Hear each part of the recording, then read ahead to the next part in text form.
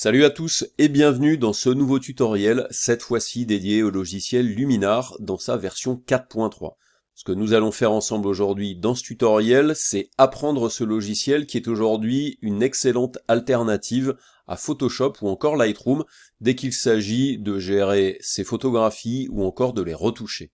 Ensemble, dans un premier temps, nous allons faire un tour de l'interface et puis rapidement, nous plongerons dans la gestion de la bibliothèque qui va vous permettre de classer vos photos par dossier, par album ou encore par année. Et vous allez voir qu'il y a aussi des raccourcis un petit peu spécifiques qui vous permettront encore de filtrer vos photographies.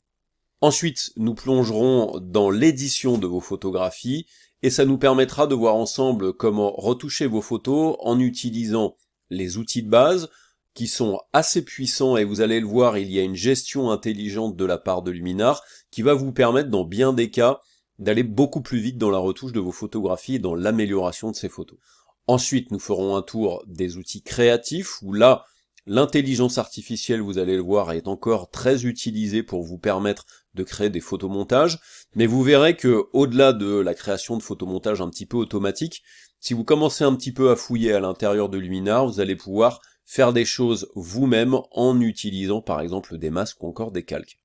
Vous verrez aussi les outils qui sont dédiés à la retouche de portraits, et vous allez voir que très rapidement on peut avoir de très bons résultats sans forcément passer des heures sur de la retouche. Et nous verrons ensuite aussi les outils de retouche professionnels qui sont un petit peu plus correspondants à ce que vous pourriez connaître dans d'autres logiciels de retouche de photos.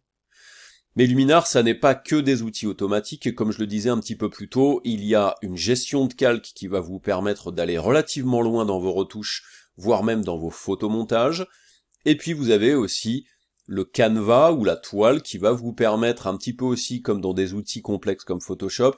d'effacer des éléments que vous ne voulez pas garder dans une photographie, de créer des duplications à l'aide de tampons, ou encore faire des modifications et des compensations, des déformations d'objectifs, de la géométrie, ou encore des recadrages ou des rotations.